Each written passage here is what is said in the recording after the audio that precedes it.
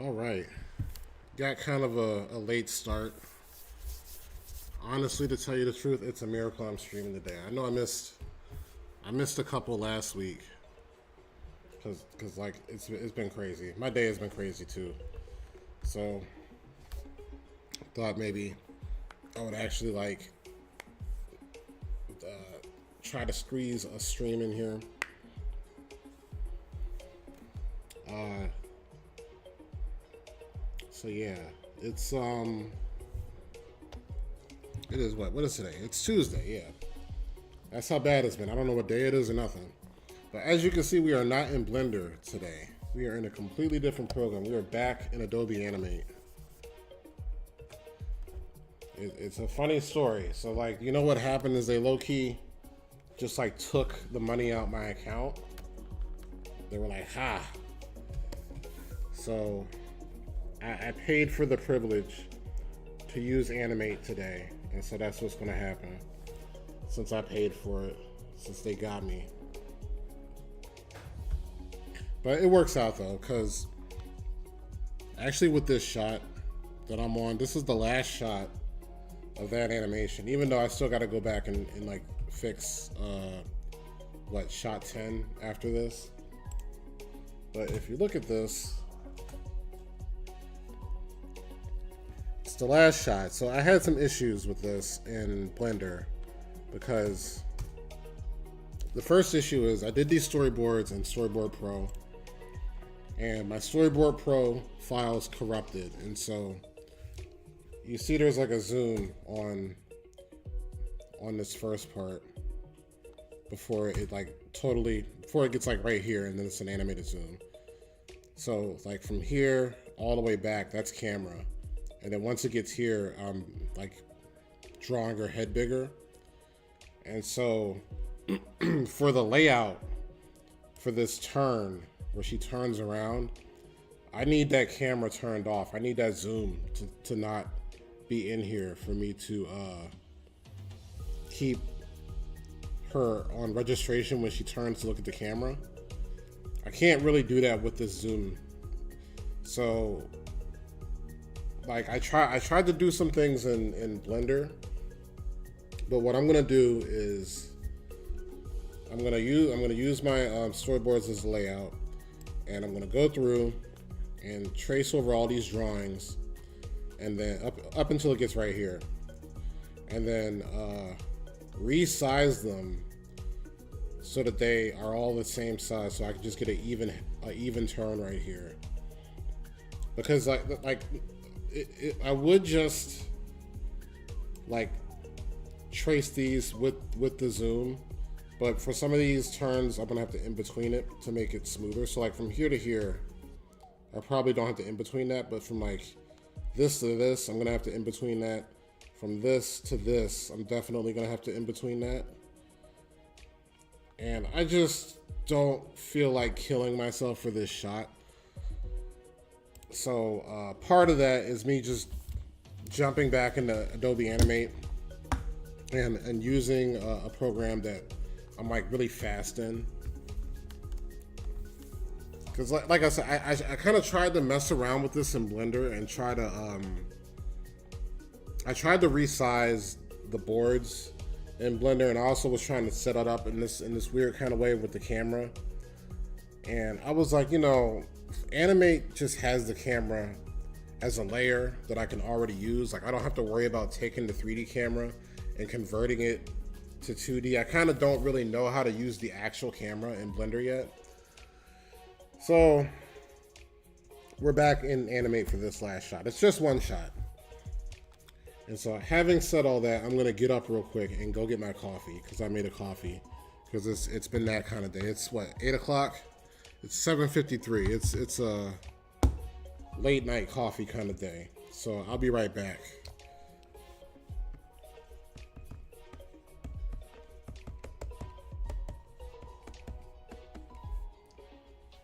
It's like literally right over there. This won't take very long. But just in case anybody comes in. Be right back. Hopefully the dog won't bark.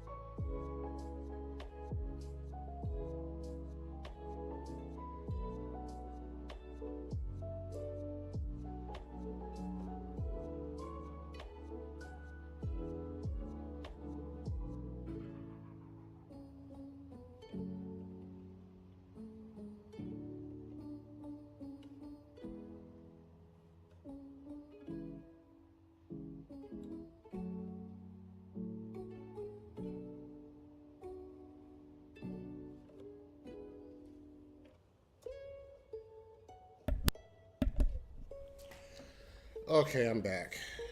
Got the cup of coffee.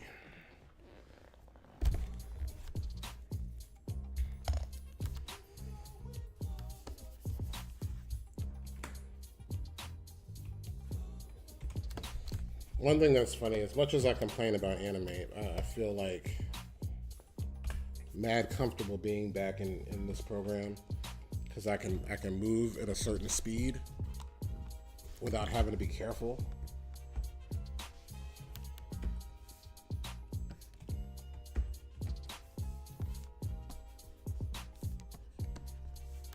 I can never get this to work. Oh, there we go. Oh, I guess not.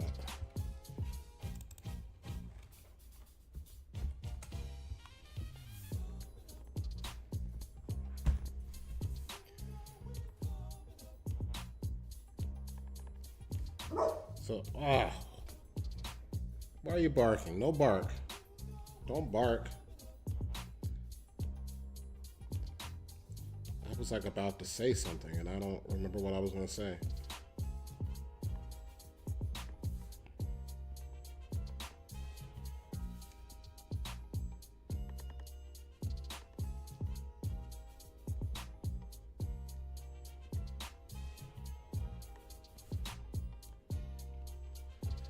This might be a short stream, but we'll see. I feel like every time I say that, I go like 3 hours. So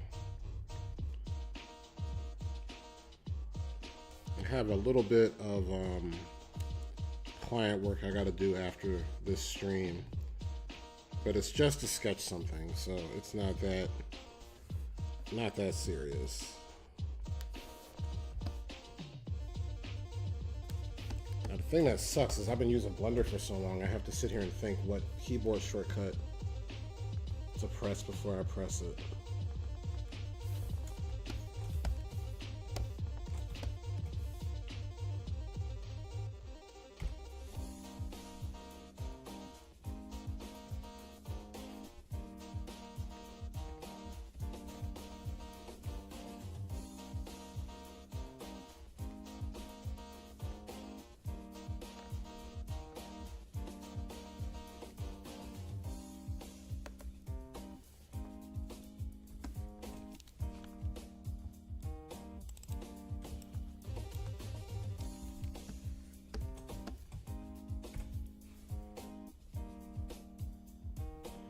I will say this, I like not having all that clutter from Blender on the screen.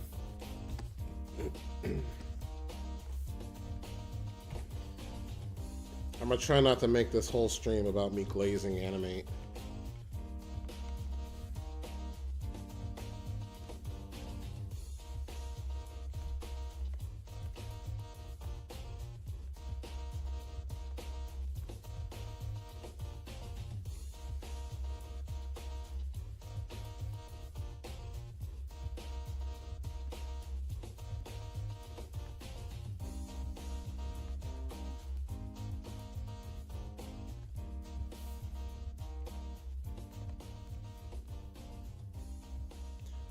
I was saying I have that whole other scene. I think it's scene 10 that I have to go back and do after this. even though this is the last shot, I have to do that one scene with the card guards. And I think I'm probably going to do that in Animate also.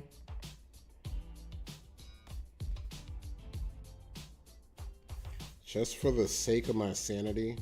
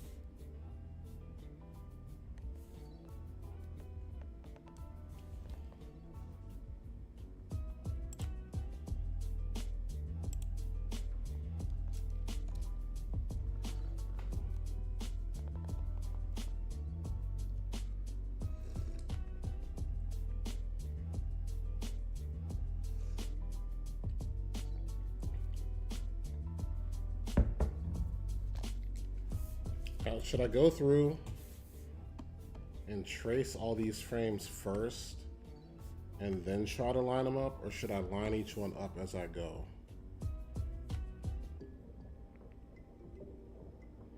It might be easier to trace them all out first and then line them up.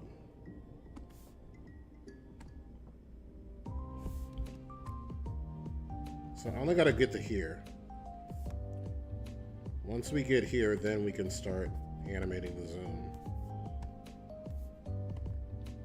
As a matter of fact, can we do a frame marker?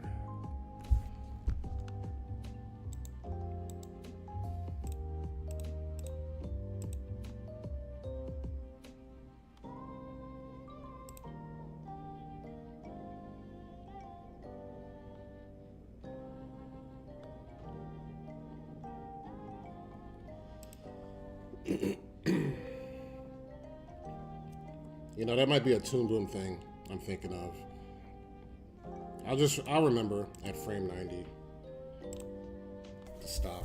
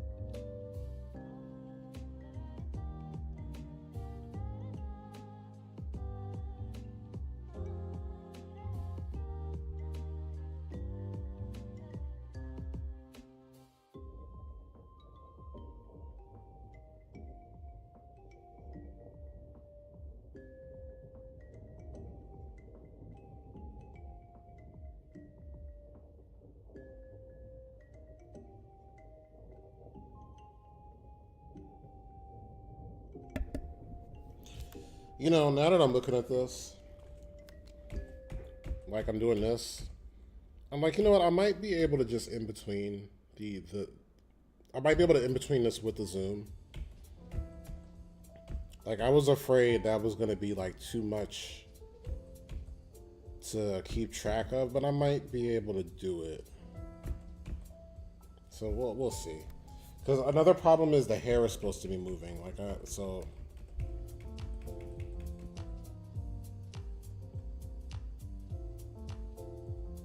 You know what I might do?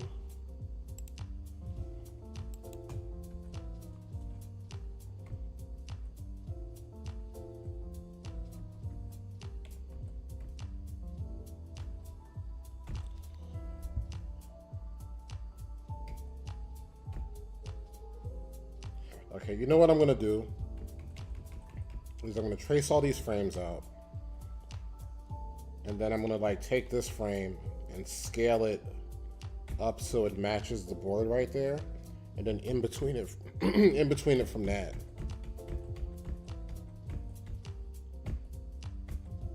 Yeah, I like that idea. Work smarter, not harder.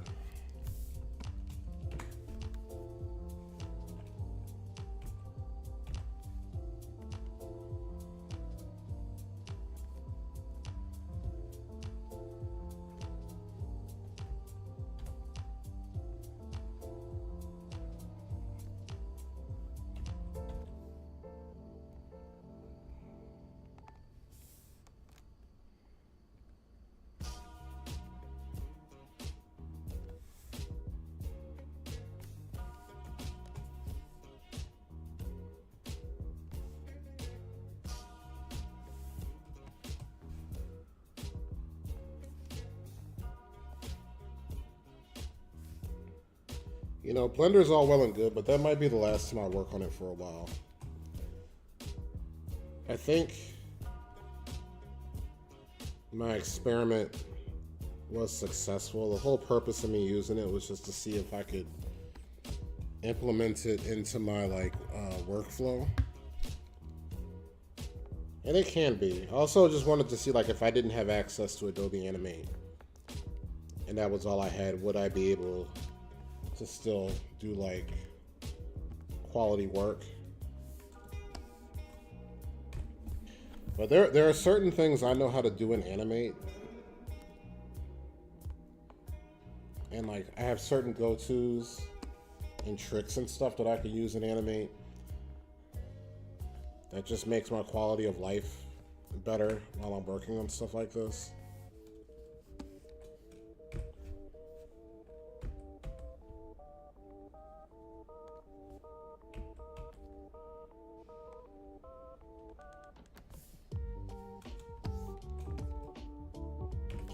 Like I think it doesn't help that I also had a lot of weird and complex shots in this project. Like I probably should have did something that was less crazy to just test out Blender. But it's like I wanted to see it for real though. You know what I mean? I wanted to get like a real combat exercise and not just a simulation.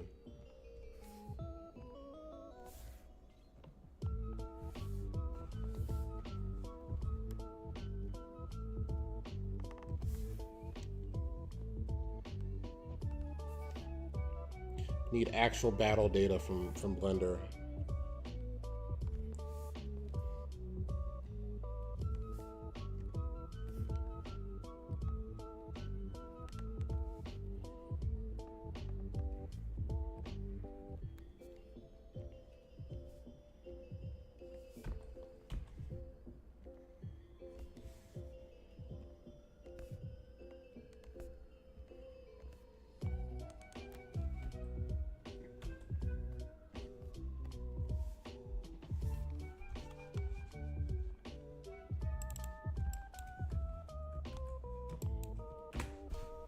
Plus, I feel like this is going mad fast.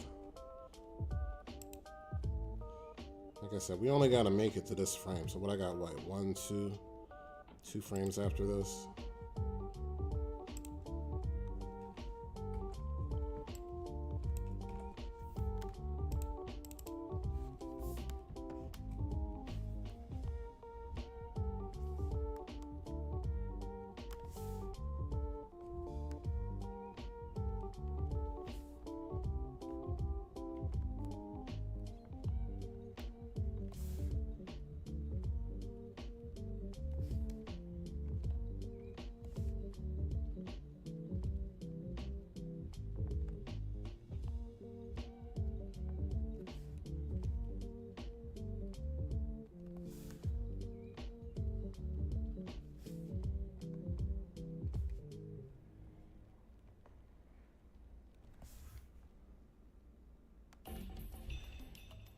That's a very anime looking profile.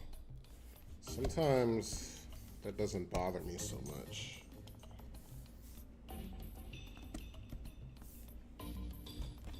Even though it is kind of off model.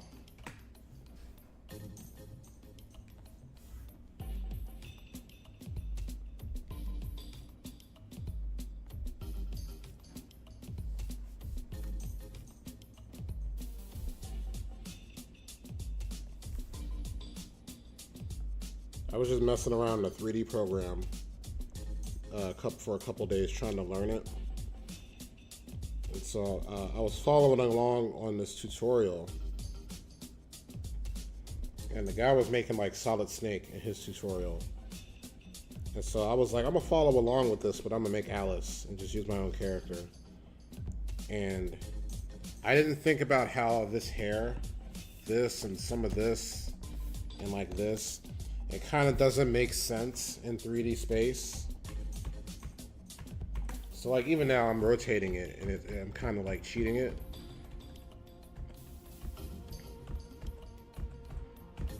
So it made me think, I need to do better with these like character designs, I think, as far as existing in 3D space.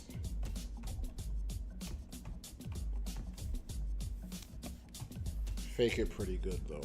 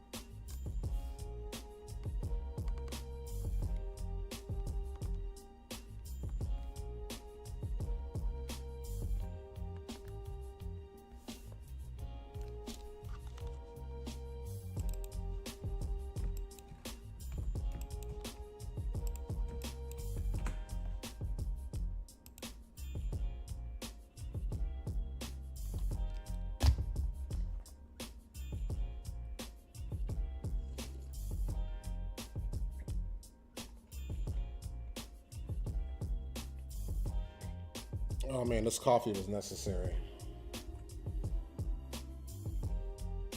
I think I've said this before, but it's been a crazy day.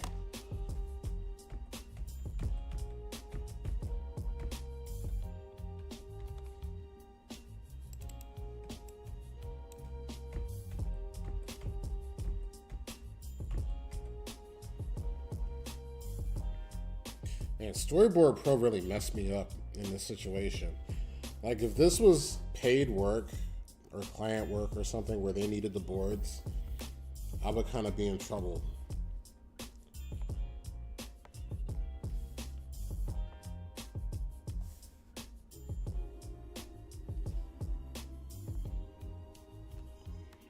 Why does this screen keep turning off?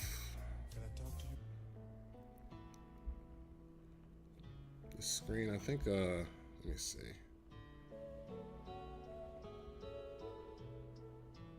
Battery is charged. I don't know why the screen keeps turning off.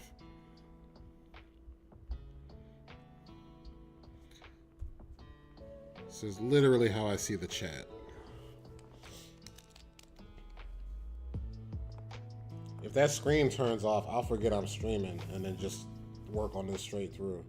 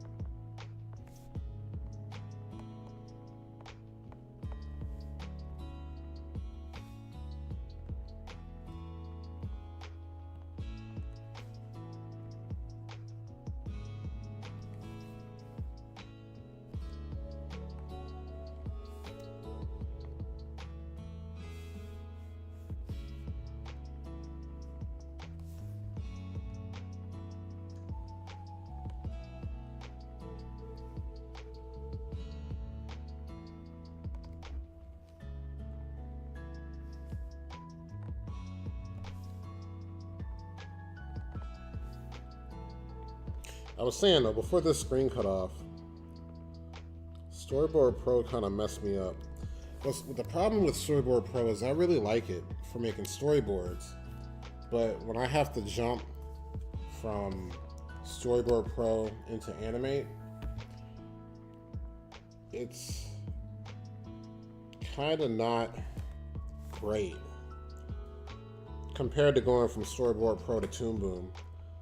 Because Toon Boom, you can just like export your Storyboard profile so that it's like directly into Toon Boom and like the camera matches up and stuff. Whereas to get this in here in Animate, you kind of have to completely deconstruct the video and then reconstruct it in Animate to get it how I have it now. And like, I found that it's less work to just do the boards directly in Animate. Because that way you already got the camera set up. All your motion tweens and timing are already sort of set in stone. At that point, all you're really doing is just like fixing the drawings and like adding more frames to the animation.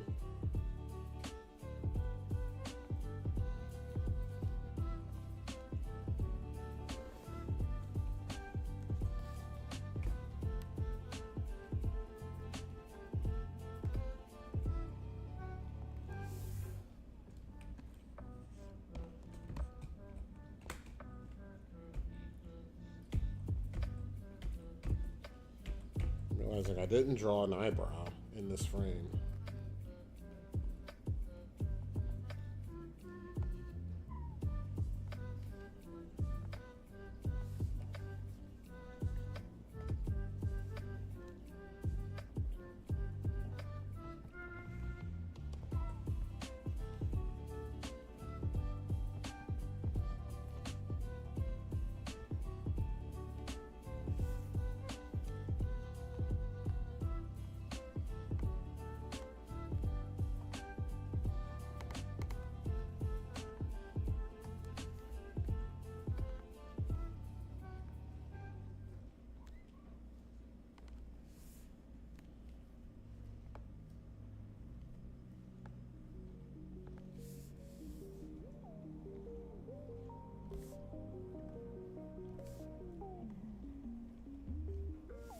I was talking about how I stole this shot from a game,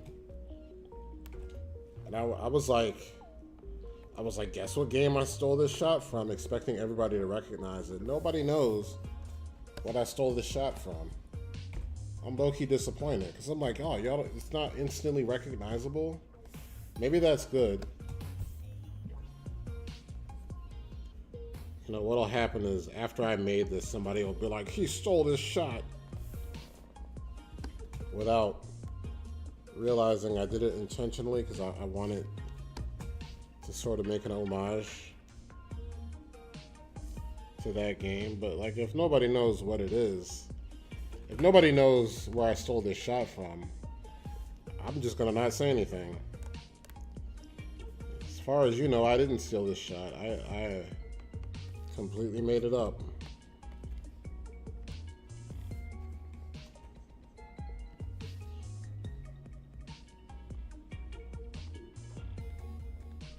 There are even people I expected to know where I stole this shot from. And they like legit didn't.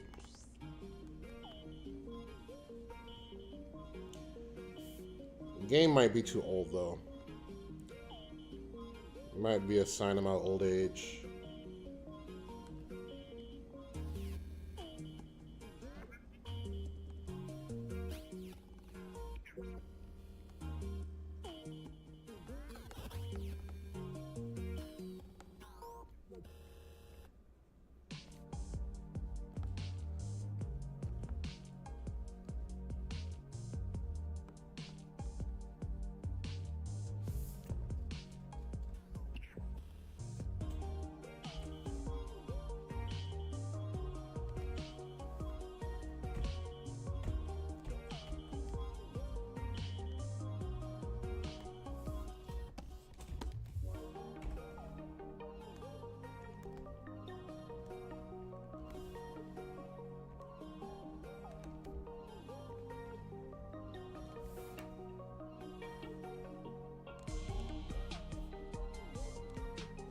I don't know if y'all can hear that. My dog is over there going to town. He's looking at me like, don't tell him that. It's like so loud I can hear it through my headphones. So I'm like, is the stream picking that up?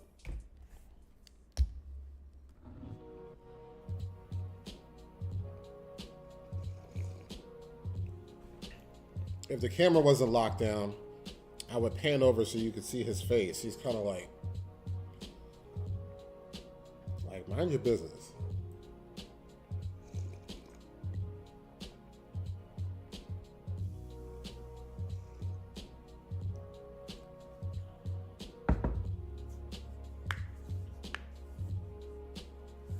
I didn't stretch before I started drawing this. I was in such a hurry to like check this off my list of things to do. But like, this is one of the few days where I've like had like a long list of things to do. And I think I've done every single thing so far. I think the last thing I need to do is I got some client work. I gotta, like I said before, I got some client work I gotta do some like sketch work for that shouldn't take me super long. And that will have been everything on like my personal agenda I needed to do today.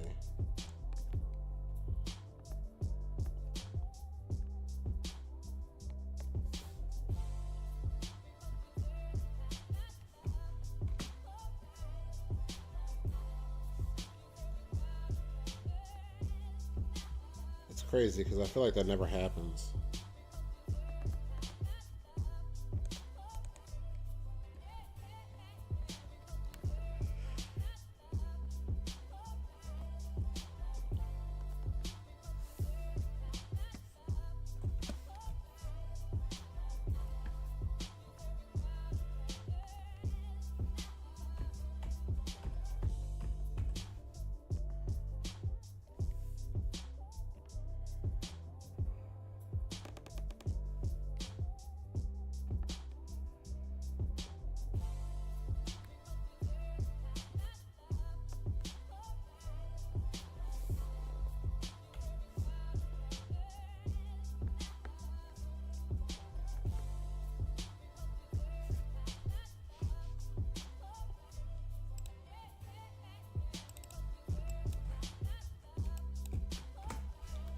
See how we're doing. We got one more frame. That went mad fast. I think working in Blender all this time has skewed my sense of time and how long it takes me to do things.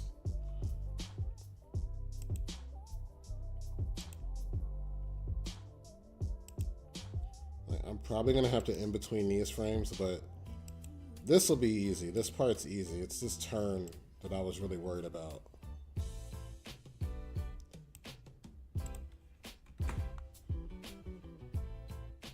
Did that mad fast. How long have we been streaming? 41 minutes?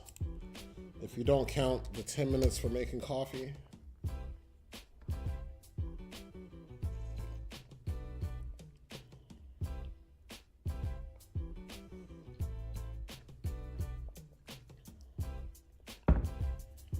Yeah, has it really been 41 minutes? Yeah, it says 40 minutes up there. That's wild. It feels like 15 minutes has gone by or something.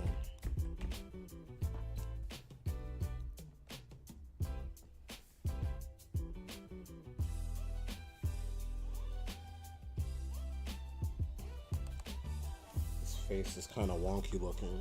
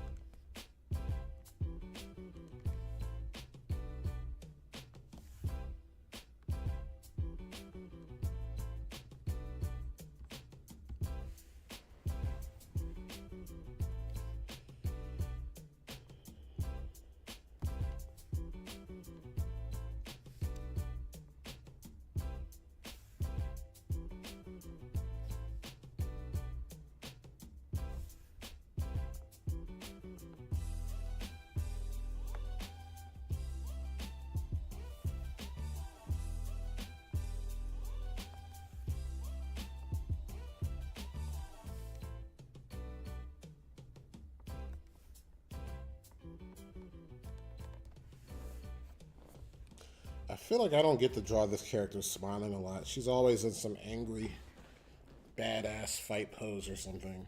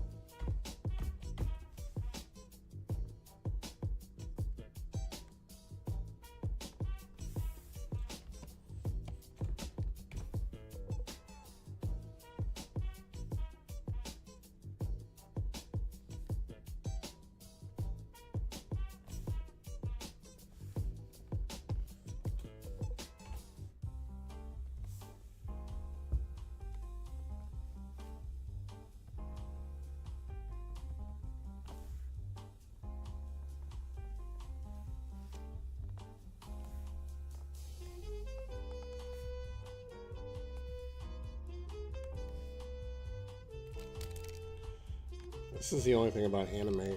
Sometimes it just like gives you crazy line work. It like messes up your line work sometimes.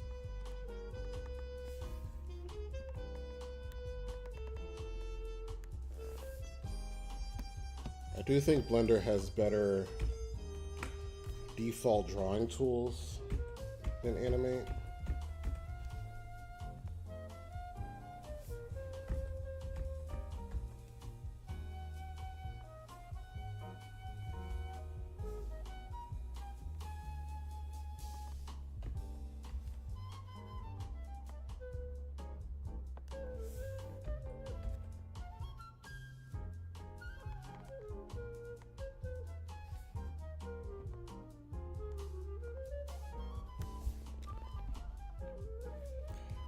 Yeah, I guess I gotta keep jiggling this to prevent this from turning off. I don't know why it's doing that.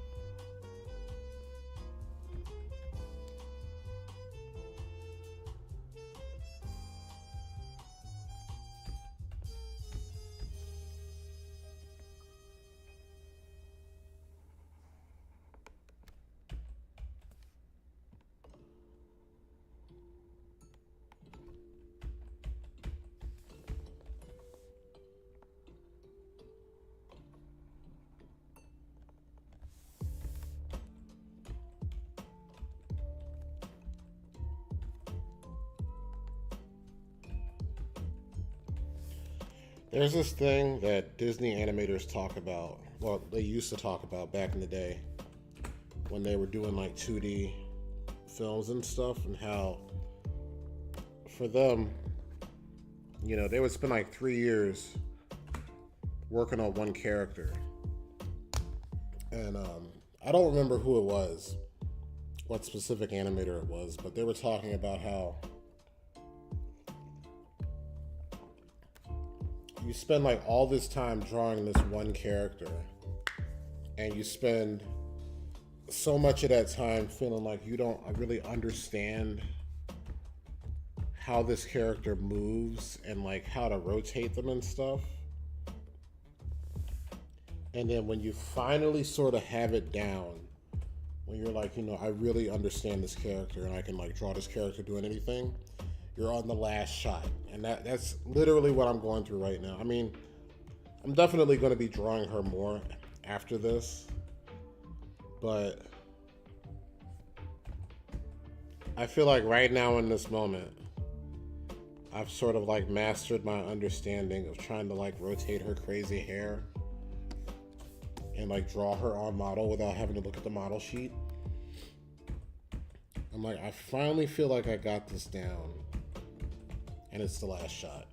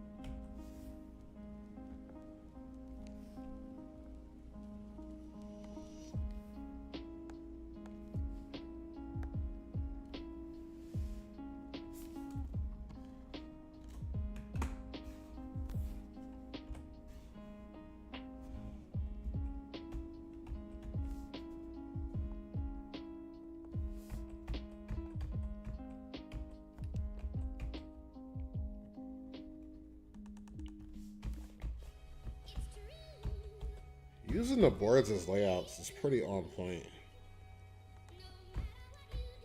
It's a thing I never really understood until I started doing it.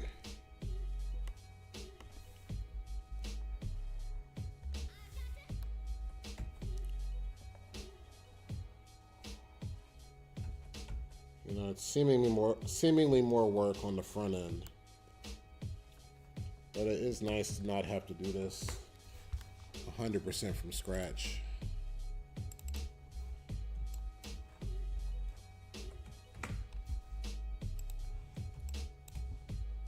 Alright, let's take a look at this. Not that, this.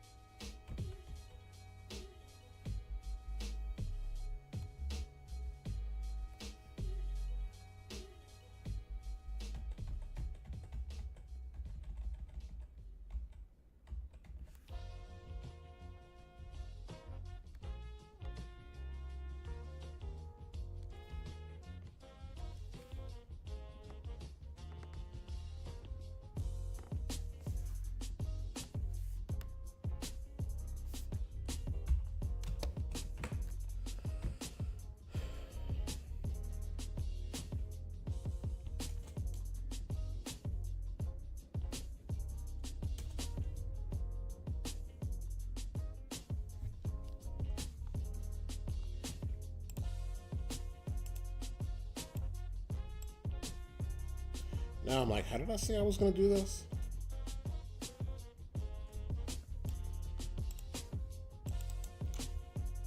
What's funny is part of the thing I was afraid of was having to in between the zoom, but I'm looking at this. I'm like, could I in between this?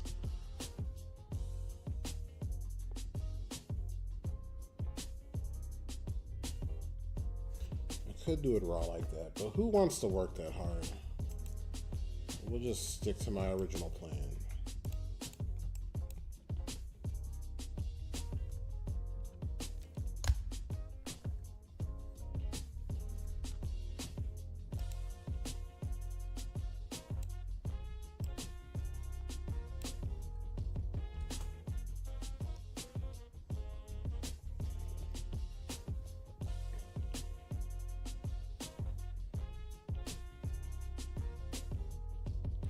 I think another thing that was really messing me up in Blender is that I was making my backgrounds in Clip Studio Paint and then importing them into Blender.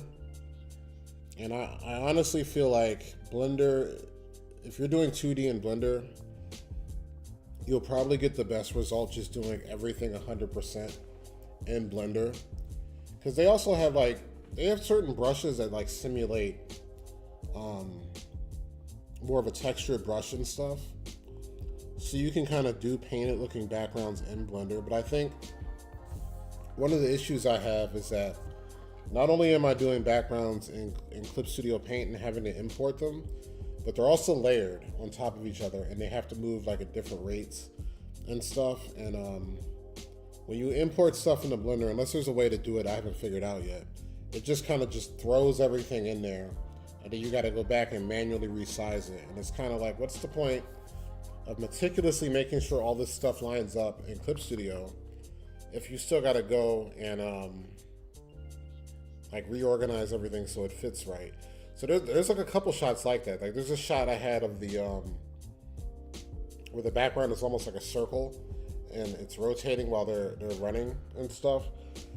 That was the hardest shot to do of the whole thing, because I had to size up the background to a point where the ball would rotate. The ball of the background would rotate without it. Without it, like, how do I even explain that? I don't know. Like the ball had to line up with the camera in a certain way so it wouldn't go off center. Is what I'm trying to say. And it's one of those things where if I just didn't animate, I could have just used rotation on the pivot point and keyframed it and used motion tween, and it would have been done. And it was like such a headache, and because it was layered, I had to do it like 3 more times and make it line up. And I'm sure there's a way to get it to import where it just lines everything up automatically for you, but that was a big issue for me. So that's also why we're back in Animate, because like this scene, there's going to be clouds moving as the camera moves. And I just didn't feel like fighting with Blender anymore. I was like, I want to be able to do this and do it the way I want it to look. So that's that.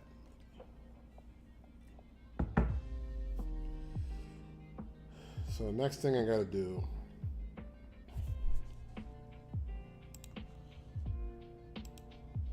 is scale these frames up so it matches with the layout, and hopefully I can just in between this without it being an issue.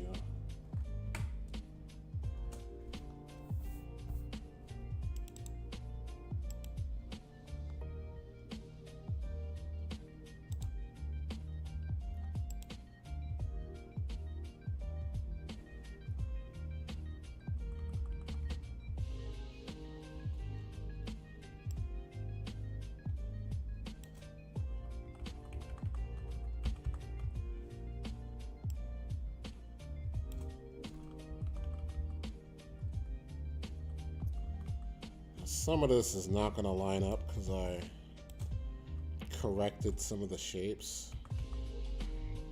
But as long as it like generally matches up, just kind of eyeballing this.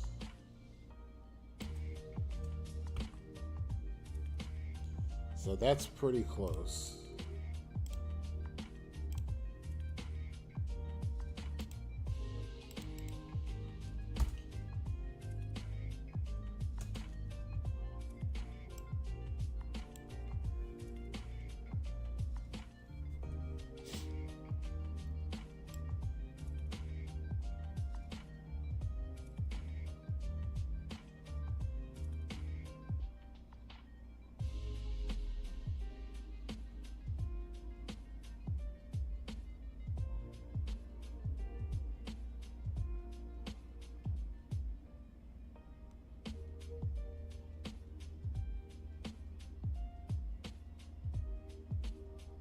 I feel like I might be overthinking this shot, but we'll see. Because I'm also like, well,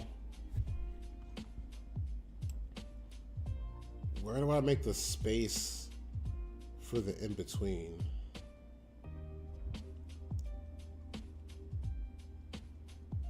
So the in-between is going to be like 2 frames.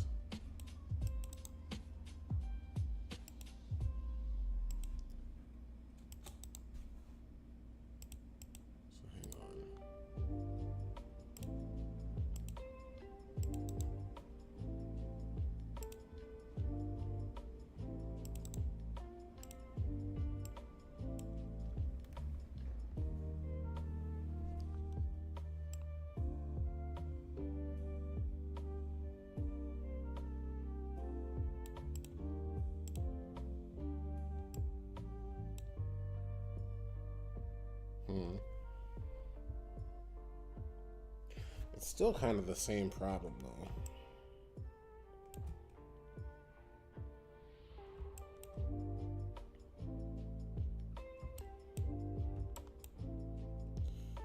But that's easier to in between than the last thing.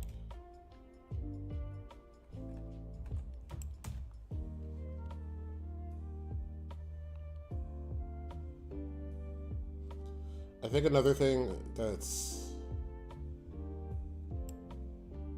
kind of gonna mess me up is that during like these Zoom parts, her hair is gonna be moving, and so this in between is not gonna. It's gonna have to match up with whatever frame her hair is on. So I don't know. I think I'm confusing myself. We'll do one thing at a time. So.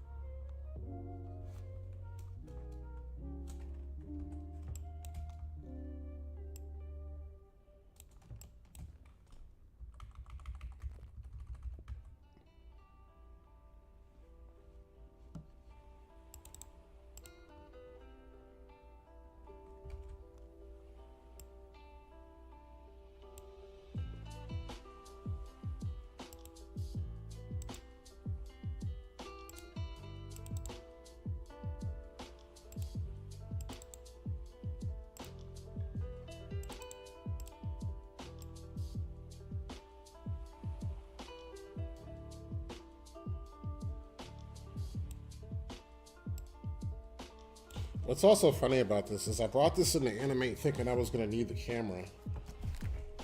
And I probably won't end up using the camera for this shot.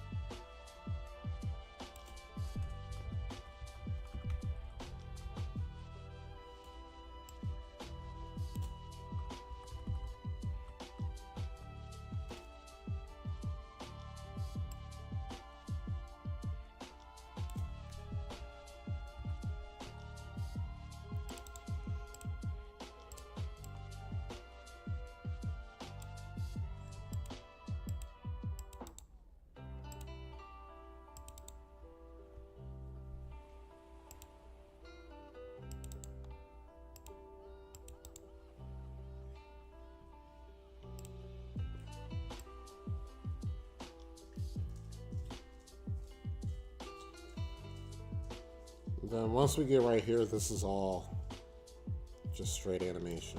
All right.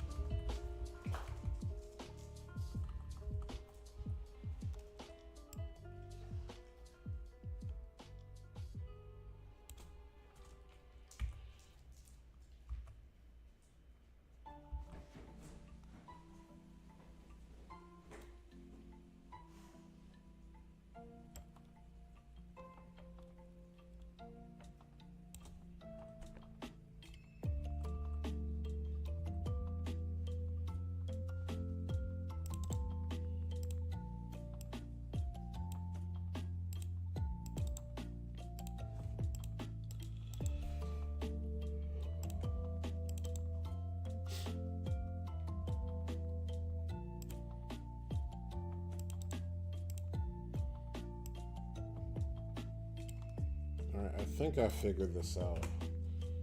Like there was like one frame. There was one scene here where I thought I would need.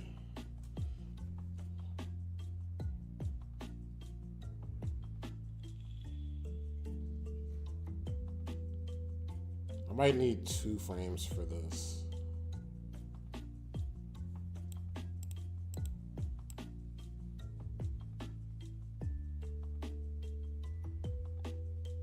Maybe for this one too.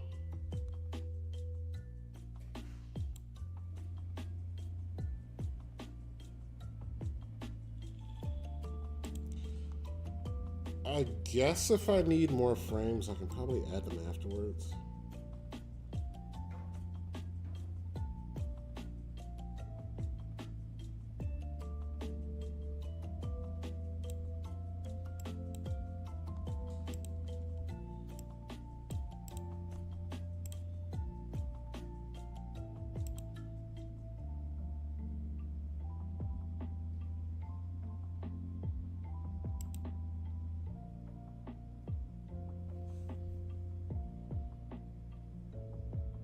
Yeah, this one's gonna need 2 frames.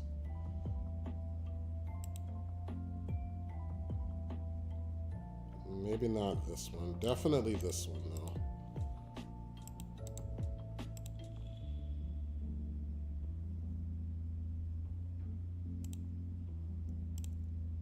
So what I'm gonna do is I'm gonna leave these here for reference, so I can, in between this, once I draw that, then I can delete this and put the in between for that there. All right, that was kind of confusing, but I think I figured out how to fix this.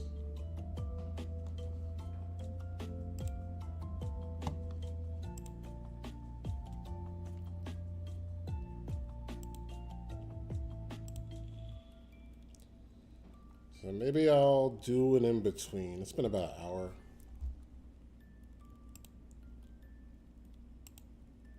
I might do one in between and then call it.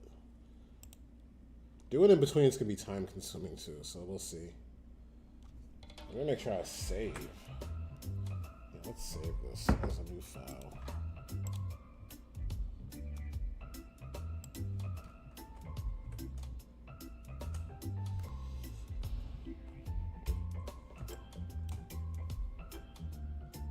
That was crazy figuring that out.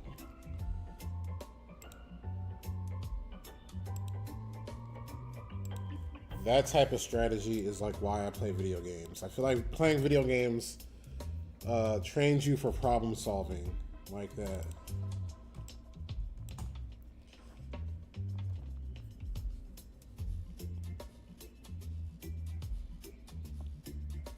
This is still kind of a crazy in between.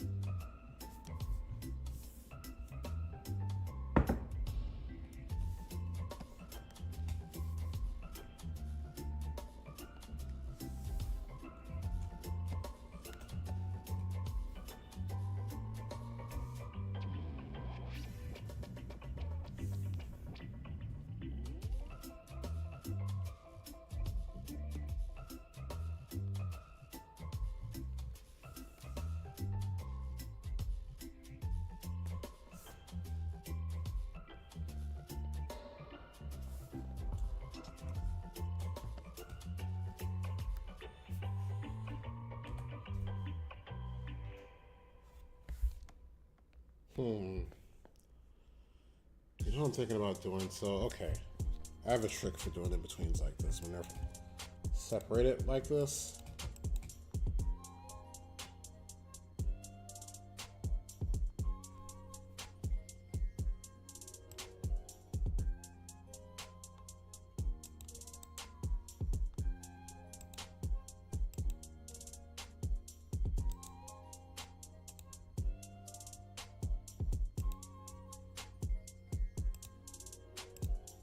Delete this.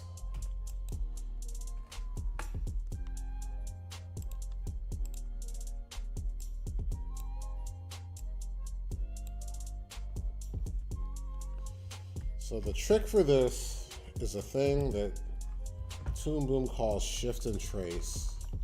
You know, you want a clean transition between these two frames. And so basically what I'm doing is like shifting this over so that it lines up as close as possible. But I made a duplicate of this other frame, so I'm not messing up my original frame. And the idea is after I bring the frames closer to get a tighter gap, so I can get a more accurate in between. Then after that, I delete this frame I have selected and then slide my in between directly in between the two drawings. Might be kind of confusing when I talk about it like that, but I think you will see what I mean when I do it.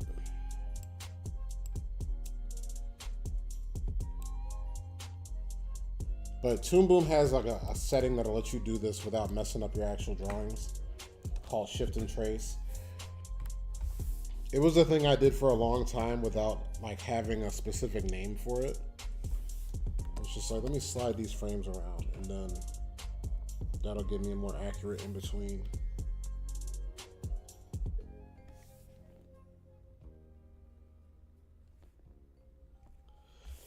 Like I said, we work smarter, not harder.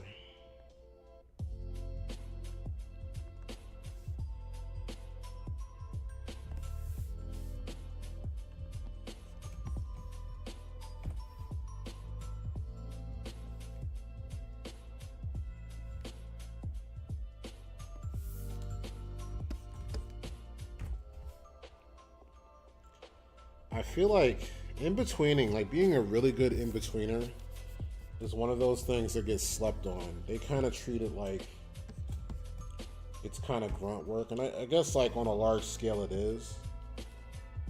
But it takes, like, to do really good in-betweens, it takes a lot of skill.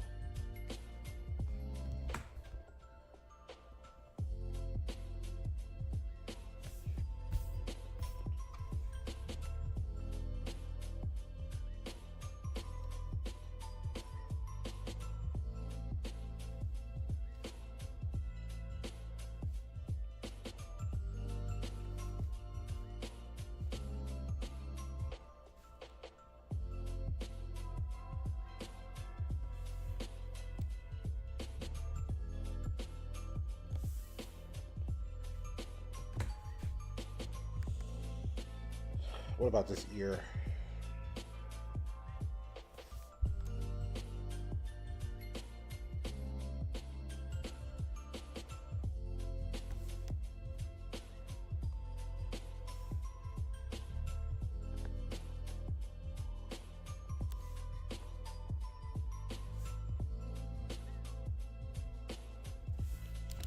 So another thing I do is I do a lot of stuff like this where you know, I kind of use this one ear as a reference, but then after you sort of get that shape right, just drag it and position it. This is the advantage of digital animation, really.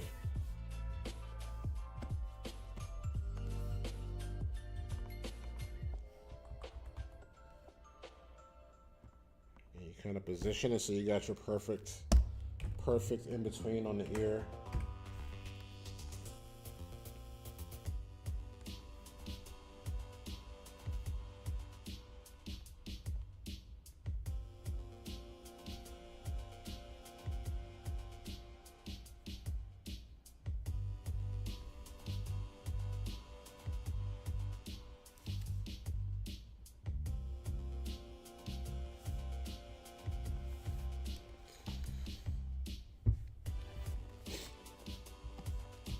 Get this cowlick.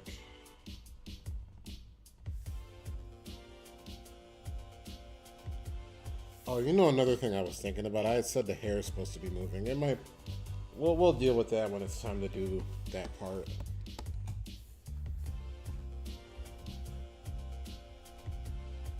For now, we'll just get this.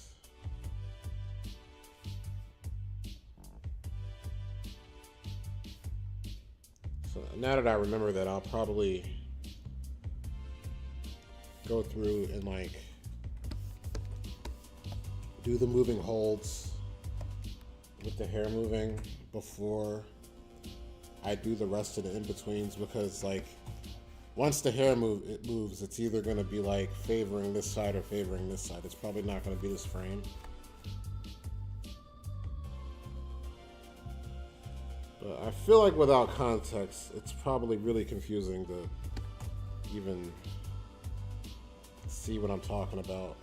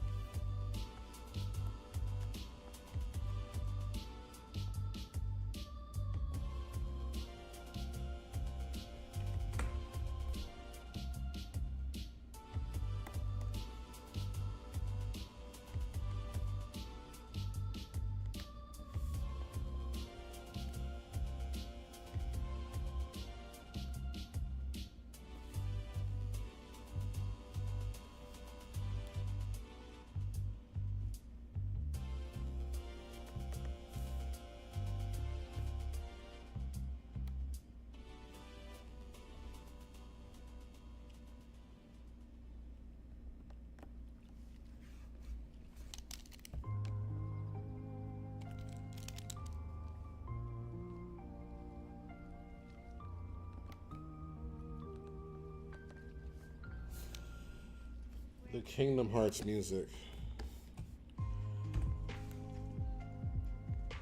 I watched like a bunch of TikToks of people playing Kingdom Hearts 1 for the first time. And people were like, people who played Kingdom Hearts 1 when it first came out, how were y'all able to play this and not get lost? Because I don't think there's a map. There's like a mini map maybe, but like there's no real map that you can consult. And I remember I was like, these kids today, they can't play real video games. We just figured it out. We played Kingdom Hearts and we put the time in and we figured it out. So like, I had my PS4 hooked up and I still got a lot of games on there I hadn't played. Now it's been so long I forgot what I even had. So I looked on there and I saw I had like a Kingdom Hearts collection. And I was like, oh snap, when did I get a Kingdom Hearts collection? So my plan was to just play through every Kingdom Hearts game. Back up to 3, because I got 3 also. And I started playing Kingdom Hearts 1 and I was like, bro, I don't know where the hell to go. I'm running back and forth. And like some of those maps to advance, you just have to like run to another random part of the big maze. And then come back, and then it activates the rest of the storyline and stuff. So I'm like, on behalf of Boomer Gamers, I apologize for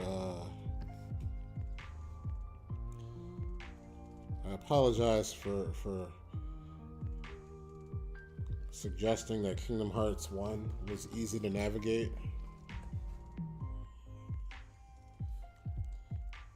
Like, I stopped playing it because I'm on Tarzan's part and I have no idea where to go.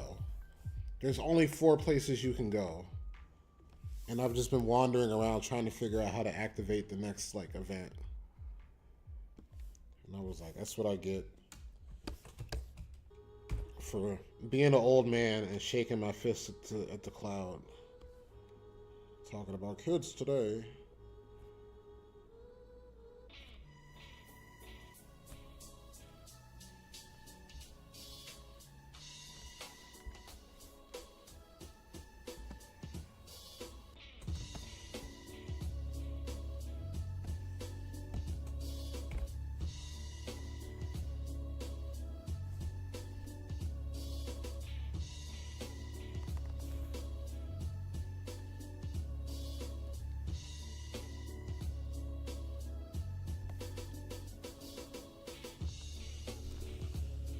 Let's see how we're doing.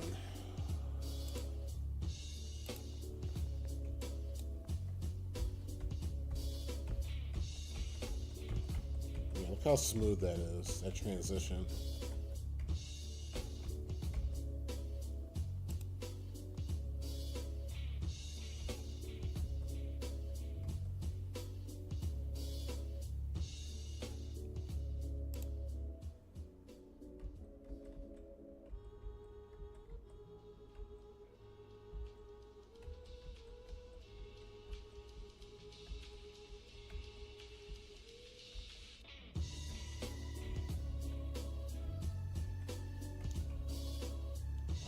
Something.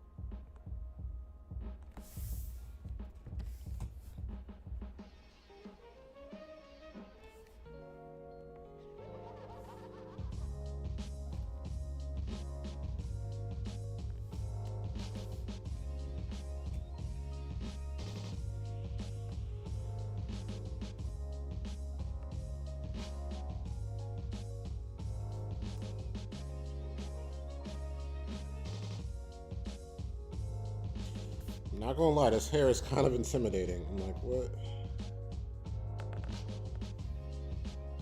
Oh, here we go. I keep losing my place. That's what it is.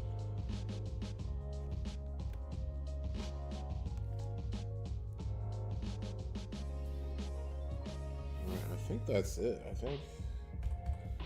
think we've in between the whole thing.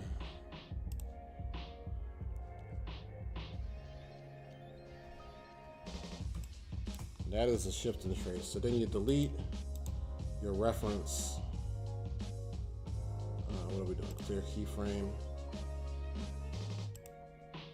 Delete the reference. So we still got our original frame right here. So then what we do is go back. And then we're going to drag this one so that it's perfectly lined up.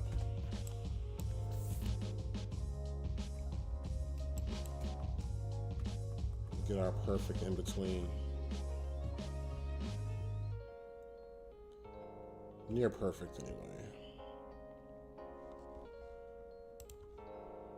Let's see, did I do it?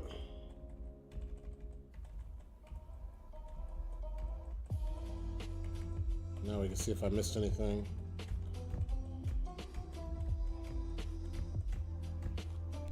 And I could, this is transition with her chest right here, so I could add that.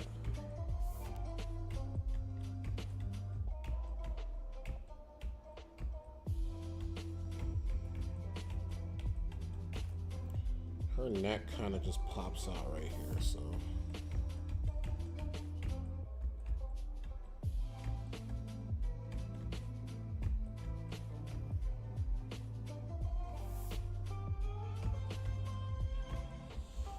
All right, let's see what it looks like when it moves.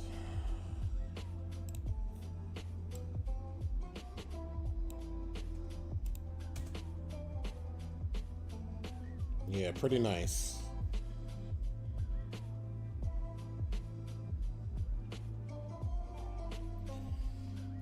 So the thing I was saying is that like I want her hair to move. So when I move her hair, I might have to go back and like fix the in between for that. But I think I'll worry about the hair last.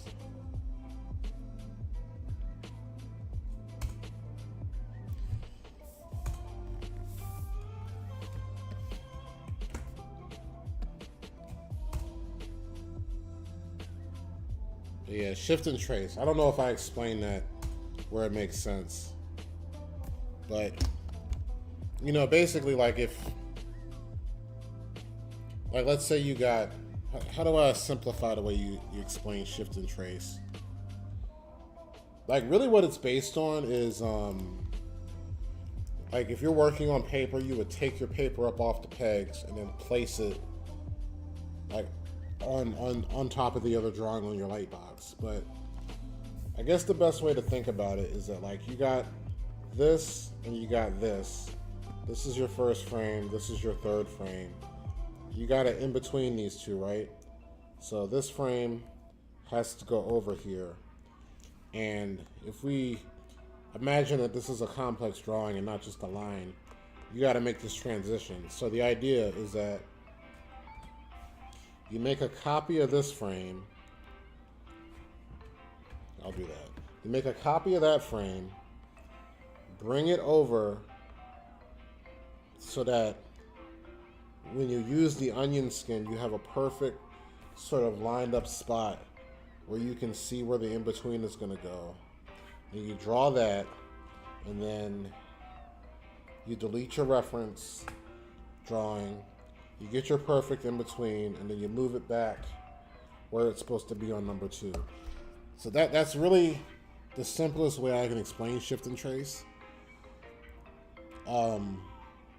I think maybe if you try it, it'll make more sense. But it just makes it easier when you have to, It makes it easier when you have like a really complex head. Let's say this is like a complex head, and then your next frame is a completely different complex head. And like you're doing a head turn where it's turning from here to here. And you're just trying to like, you're trying to do guesswork and be like, okay, well I got these 2 lines and I got to transition this to here and figure out the spacing of the eyes. And instead of doing like this guesswork, you can literally just take this drawing and put it over top of this one and draw exactly in between the 2. So hopefully that makes sense. That concludes my TED Talk. But yeah, look how clean that transition is.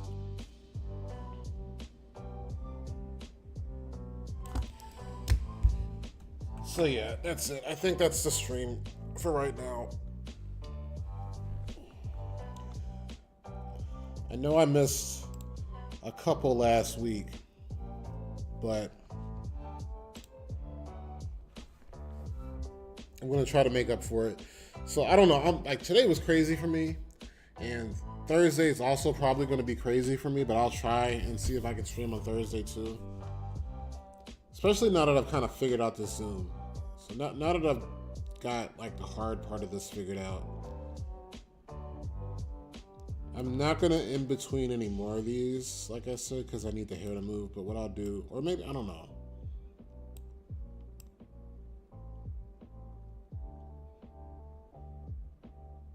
Yeah, what I'll do is for the rest of these are going to be nested symbols, so I'm going to make the hair move. And so on the next one, before I do the hair, I'll probably do the rest of these frames right here for this zoom. This part is actually way easier than this other part. It wasn't supposed to be that difficult, but you know, Storyboard Pro messed me up.